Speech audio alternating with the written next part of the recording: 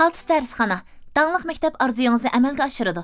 Parasatlik o'quvchilar, yaxshimsizlar? Bu soat so'zlaydigan mazmun koeffitsiyentning mükümüklang o'ynashi, koeffitsiyentni aniqlash usuli. Algebra dunyosida noma'lum miqdorlar faqat x, y, zlar emas. Ko'pincha ahvollarda koeffitsiyent, parametr va turaqliq sonlar hamisha mükünü bilib,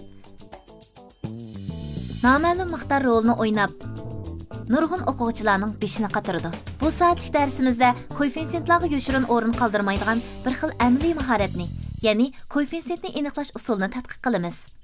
Oldingi soatlardagi funksiyaga oid darslarimizda koeffitsiyentni aniqlash usulini o'rganib bo'lgan edik. Esinglarda bordi? Funksiyaning analitik ifodasini tepish uchun avval uni o'lchamlik usulda ifodalab olamiz. Masalan, birinchi darajalik funksiya y tang kx plus b, k 0 ga tang emas. Ondan keyin tuz siziq ustidagi ikki nuqta, ya'ni a ning koordinati 1.5 bilan b ning koordinati 4.9 ni o'rniga qo'yib, ikki noma'lumlik birinchi darajalik tanglimlar sistemasiga erishib,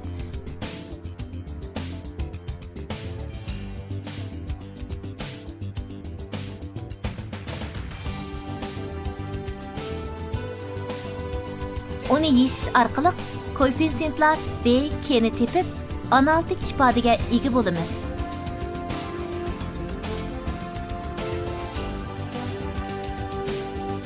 Bu xil usul koeffitsiyentni aniqlash usuli deb ataladi. Bu usulning muhim halqasi bir ko'p a'zolik ifodani koeffitsiyentni aniqlash usuli shakliga o'zgartib, berilgan shartga asosan tanglama tuzib, koeffitsiyentni tepish orqali asli ifodani bekitishdan iborat. Koeffitsiyentni aniqlash usuli to'liqsiz o'rta maktab bosqichida cho'qim egilashga tegishli muhim matematikalik usul. Shundaqla tanglama o'qumining bir xil qo'llanishi. Biz bu soatlik darsimizda koeffitsiyentni aniqlash usulining har xil amaliy masalalarda konkret qo'llanilishini maxsus tadqiq qilamiz. Bu soatlik qaltis darsxonamizda doim qo'llaniladigan 3 xil usulni tunishtiramiz. Birinchi, funksiyaning analitik ifodasini tepish. Koeffitsiyentni aniqlash usuli bo'lsa, funksiyaning o'zini ko'rsatadigan bir cho'ng sahnasi. Biz eng dastlabki so'zlagan misol bo'lsa, analitik ifodani tepishning eng yaxshi ulgisi. Sizning har xil funksiyaning analitik ifodasining o'lchamlik shakliga oid pishiq bo'lishingiz mana shunday misollarni yechishning muhim nuqtasi hisoblanadi. Masalan, birinchi darajalik funksiya, ta'tir tanosibliq funksiya, ikkinchi darajalik funksiya. Berilgan misolga asosan muvofiq bir analitik ifoda tuzib olib,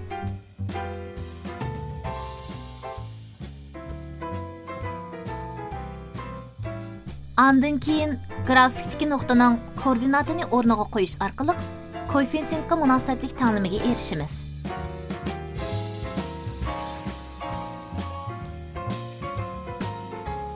Uni yeshish orqali noma'lum koeffitsiyentni tepish. Bu eng oddiy bo'lgan mashg'ulot tartibi bo'lib, buningdan burungi ajoyib darslarimizni astoydil anglab, darsdan keyingi mashqlarni mustaqil ishlaydigan savoldoshlarımizga bu usul nihoyatda tanishliq. Şoň biz endi azroq shakli o'zgartirilgan misoldan ikkini ko'rib baqayli. X plus 1 bilan y bo'lsa ta'tir tanasib tuzadi. Hamda x ning qiymati 2 bo'lganda y ning qiymatining 4 bo'lganligi berilgan. Undaqda funksiyaning analitik ifodasini tepib baqayli. Diqqat! X plus 1 bilan y ayrim-ayrim bir butunlik deb qarab, ta'tir tanasiblik funksiyaning aniqlamasidan y tang x plus 1 dan k 0 ga teng emas deb faraz qilib olib,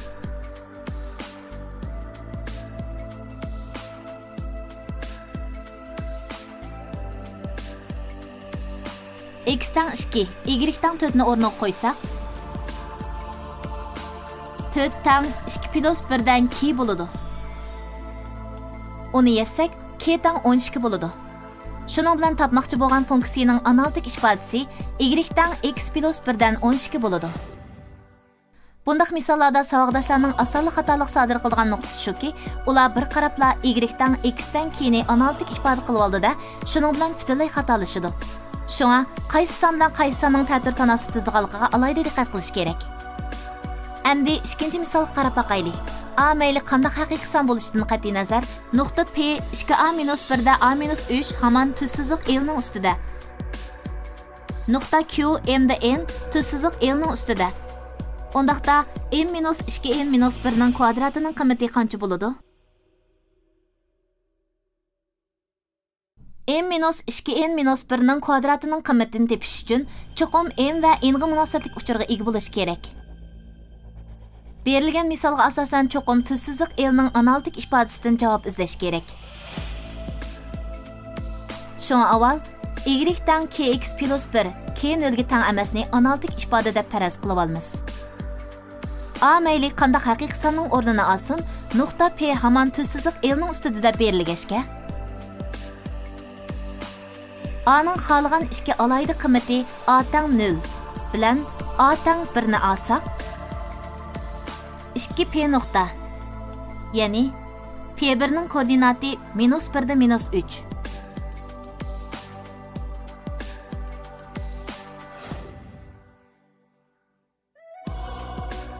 P2 ning koordinati 1 da -2 ga erishimiz. Shartga asosan bu ikki nuqta tuzsiziq Lning ustida bo'ladi. Koeffitsiyentni aniqlash usulidan foydalanib, k bilan b ning qiymatini topsaqla bo'ladi.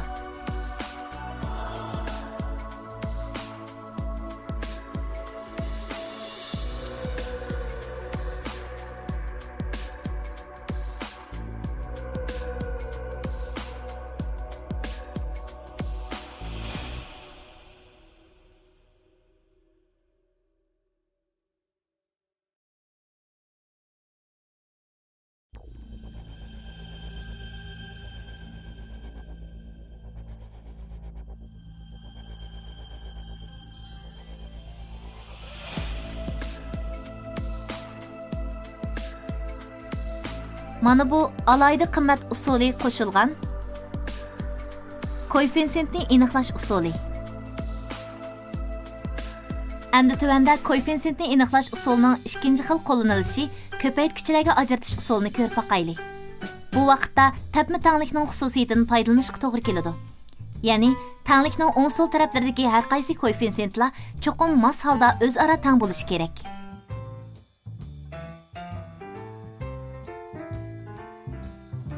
Masalan, 2x kvadrati minus xy minus y kvadrati plus 13x plus 8y 7 ni ko'paytgichlarga ajrataylik. Bu ko'p a'zolik ifoda nihoyat murakkab bo'lib, odatdagi ajratish usuli bilan hal qilib bo'lmaydi.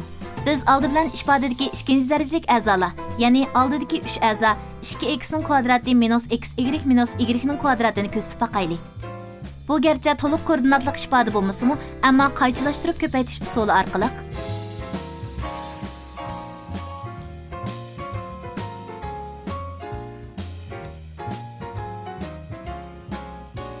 tırnaq ichida 2x plus y ko'paytirilgan tırnaq ichida x minus y qilib ajratib olamiz.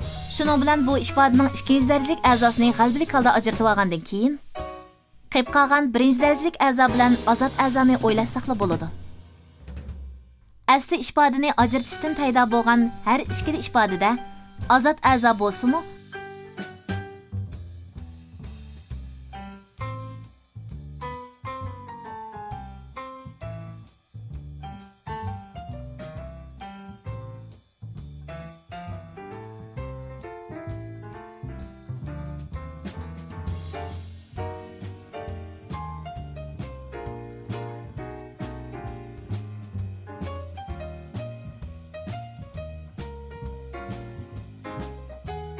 ammo ularning soni aniq bo'lmag'achqa harf A, B bilan ifodalaymiz. Ikki harf dal aniqlanmoqchi bo'lgan koeffitsient. Biz avval ajratib bo'lgan ifodani yozib olamiz. Ya'ni 2x kvadrati minus xy minus y kvadrati plus 13x plus 8y minus 7 tang tırnaq ichida 2x plus y plus a ko'paytirilgan tırnaq ichida x minus y plus b. Ondan o'ng tarafdagi ifodani yeyib 2x kvadrati minus xy minus y kvadrati plus tırnaq ichida a plus 2b ko'paytirilgan x qo'shilgan tırnaq ichida b minus a ko'paytirilgan y qo'shilgan a b ga erishimiz. Ondan bu ifodani sol tarafdagi ifoda bilan selishtirsak, o'xshash harflarning koeffitsiyenti cho'qim o'xshash bo'lishi kerak. Shunga tanlamlar sistemasini yeyish orqali a plus 2b tang 13, b minus a tang 8 ning yeyishimi A tang -1, B tang 7'ge erişimiz. Bu vaqtda A B tang -7 buludu. Azat a'zamı sol tarafdaki -7'ge tang buludu. Şuna biz A tang -1, B tang 7'ni tanımlash sistemasining yeshimi deymiz. Şuna asli ifodani tirnoq ichida 2x plus y -1 ko'paytirilgan tirnoq ichida x minus y plus 7 qilib ajratishga bo'ladi. Tövəndə biz koeffitsiyentni aniqlash usulidan foydalanib, ko'paytgichlarga ajratish bosqichlarini xulosalaymiz. Birinchi bosqich. Ko'p a'zoliq ifodaning daraja munosabatiga asosan koeffitsiyentni aniqlamoqchi bo'lgan ifodaning ajratishdan keyingi ko'paytgichlarni faraz qilib olish. İkinci bosqich. Tapma tanglikning mas a'zolar koeffitsiyentining o'zaro tang bo'lishdek xususiyatidan foydalanib, aniqlamoqchi bo'lgan koeffitsiyentni o'z ichiga olgan tanlamlash sistemasini qurib olamiz. Uchinchi bosqich. Tanlamlash sistemasini yeshib, aniqlamoqchi bo'lgan koeffitsiyentni tepib, uni asli ifodadagi o'rniga qo'yish orqali yashmoqchi bo'lgan misolning yeshimiga erishimiz. Biz tuvandagi misol orqali bu 3 bosqichni ko'rib boqaylik. MN'lar qanday qiymatni olganda ko'p a'zoliq ifoda x ning 4 darajasi -5x kub plus 11x kvadrat plus mx plus n.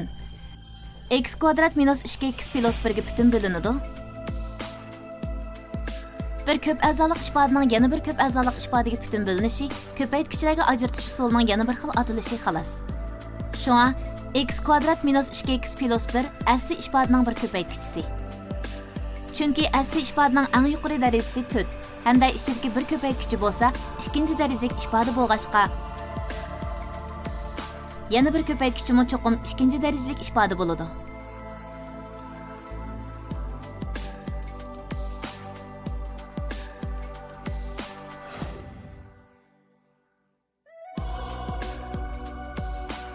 Onun ustiga asli ifodadagi 4-darajalik a'zoning koeffitsiyenti 1.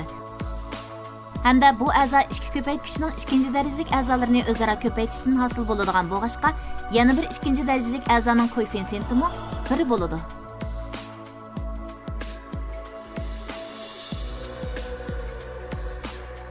Chunki asli ifodadagi azot a'zo n. Hamda u shu ikki ko'paytgichidagi azot a'zoni ko'paytishdan hosil bo'lganlikdan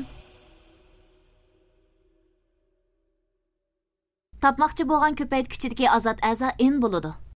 Shunda qilib, biz tapmoqchi bo'lgan ko'paytgichi x kvadrat plus bx plus n bo'ladi. Misaldagi biz aniqlamoqchi bo'lgan koeffitsiyent dal b bilan n dan iborat. Dal yuqorida biz so'zlab o'tgan bu birinchi bosqich. Ya'ni ko'p a'zoliq ifodaning darajasi soni bilan koeffitsiyentning munosabatiga asosan aniqlamoqchi bo'lgan koeffitsiyentni o'z ichiga olgan ko'paytgichni faraz qilish. Shunga asli ifodani tuvandagidek ajratishga bo'ladi. X ning 4 darajasi -5x kub plus 11x kvadrat plus mx plus n tang tirnoq ichida x kvadrat minus 2x plus 1 ko'paytirilgan tirnoq ichida x kvadrat plus bx plus n. O'ng tarafdagi ifodani yeyib o'ng sol tarafni selishtirish orqali bu 3 harfning qiymatini topqili bo'ladi.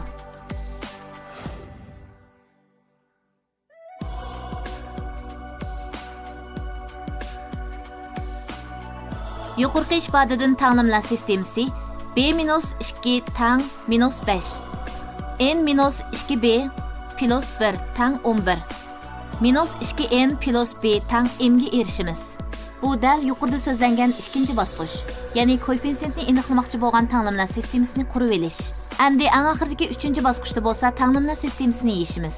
B tang -3, n tang 4, m tang -11. Shunga n tang 4, m tang -11 bo'lganda berilgan ko'p a'zoliq ifoda x kvadrat minus 2x plus 1 ga butun bo'linadi.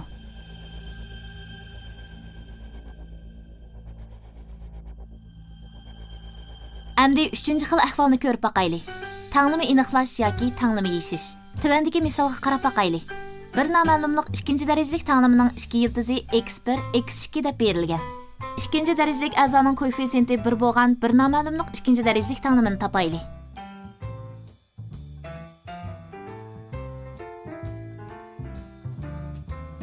Bu tanlamani biz x kvadrat plus mx plus n tang 0 deb faraz qilib olsak bo'ladi.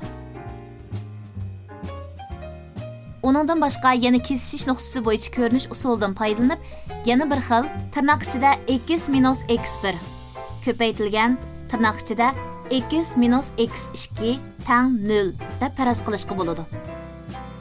Ya'ni x kvadrat minus tirnoq ichida x1 plus x2 Köpeytilgan x qo'shilgan x1 x2 tang 0.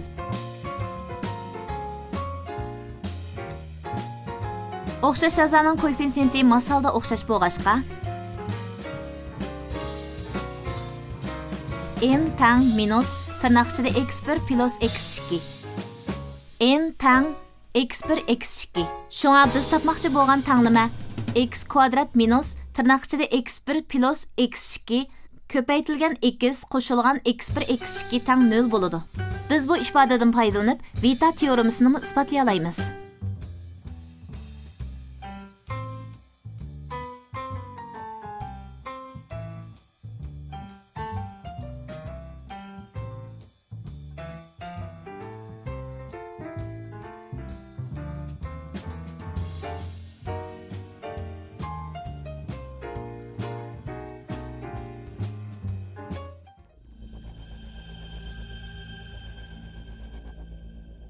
Tövəndə yeni bir misal, yani 3. derecəlik funksiya x kub minus 6x kvadrat plus 11x minus 6 tang 0'ның bir yıldızı yeni bir yıldızның işkəsisiga tang deb berilgan. Ondaqda bu tanglamani yeyishaylik. Bu bo'lsa bir 3. derecəlik tanglama. Kitabımızda bu xil tanglamalarni yeyishadigan formula berilmagan. Bu tanglamani yeyish uchun avval cho'qim ko'paytgichlarga ajratish kerak. Berilgan shartga asosan 2 yıldızni A va 2A deb faraz qilib olsak,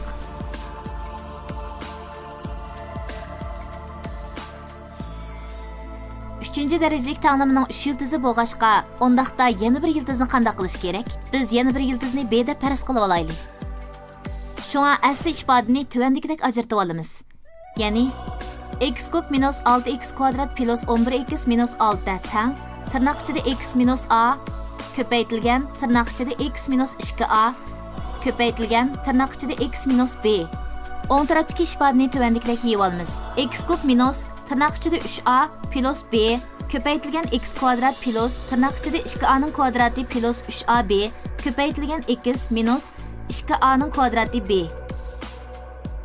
Tepma tanglikning xususiyatiga asosan